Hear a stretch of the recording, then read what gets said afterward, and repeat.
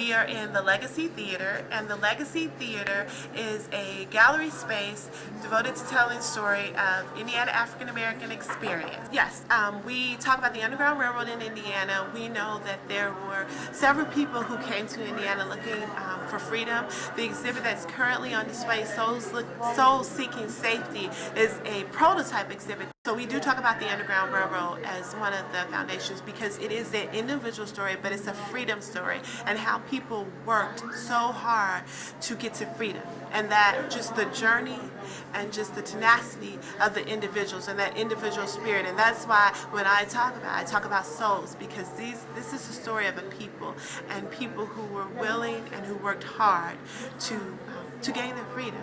The idea of looking at an individual like George Knox, who is listed in here in the exhibit, and he was an entrepreneur. He had ownings in a newspaper, but he also had a barber shop. So looking at an individual like that, and just looking at some of the photographs. I'm a big fan of using photographs to tell stories, because you can see something in a photograph, and then that might be a catalyst for you to look at something else. Like, oh, I saw this picture. This reminds me of something. Well, why is this sign this way? We have an image here from the 60s, and it's some individuals at a park here in Indianapolis. It's a Riverside Park, and it's saying that who cannot be in the park, and of course, who those individuals were. He talks about his book. He actually wrote a book about his experience, and he talks about how his book is called The Life and Adventures of Henry Bibb, an American Slave, and it was published in 1849. He talks about how he made reading away a habit,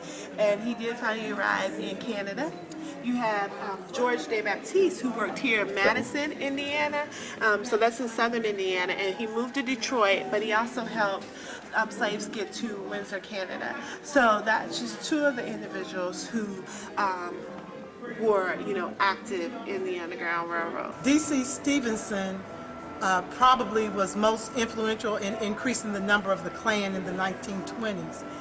He was a salesman, I believe, by trade, and he was able to increase membership in the Klan. Indiana had 92 counties, and every county had a chapter of the Ku Klux Klan, making Indiana a very significant state.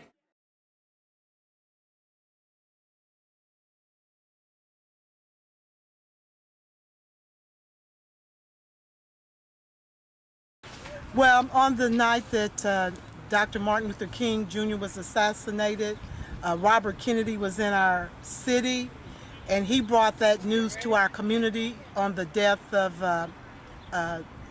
Dr. Martin Luther King, that he had been assassinated, and African Americans and other citizens gathered in this park area.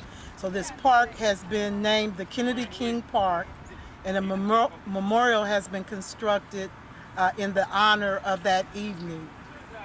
Robert Kennedy being here in the city, along with other leaders, are credited to help prevent any kind of riots or any destruction of property that happened across the country on that tragic night. I've just had a fantastic time in all the sites, the historical, and the King Memorial. That depiction of Kennedy and King together is something you don't see every day. Yes, I enjoyed the Kennedy and King. I thought it was a very unique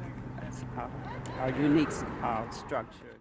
I was 7 years old, and that was a very trying time for me when that happened.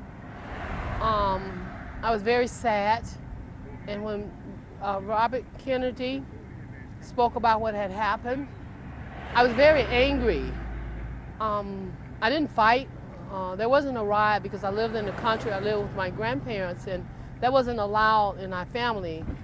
We knew how to join together and embrace one another in a time of sadness, and that's what happened. Our family just embraced one another. And on this corner, we entertained and fed millions. Yeah. And, Who all come through here? We get stars like Danny Glover, Mike Epps, Cat Williams, even the president been here. All the coach players come here. You know, What's the secret? the secret I think is that that special soul food that we have. You know what I'm saying? That love we have in our collard greens and our pork chops and our macaroni and cheese and yam. You know what I'm saying? And, It make it feel like home, huh? oh yeah, down home cooking. You know what I'm What saying? do they say when they eat your food? Hey, feel like grandmother's cooking. Yeah, yeah. Everybody said, man, this tastes just like my grandmother used to cook it. You know what I'm saying? A great love for me and my family.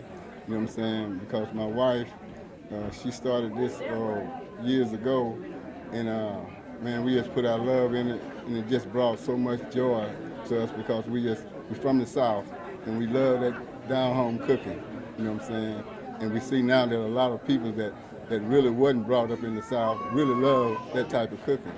So we just put our love in it and try to give it our all, you know. I think what we do, we use the secret to the success for us is that we use fresh ingredients. We use all fresh vegetables. Only thing we use from a can is green beans. So we put a lot of tender love and care in what we do.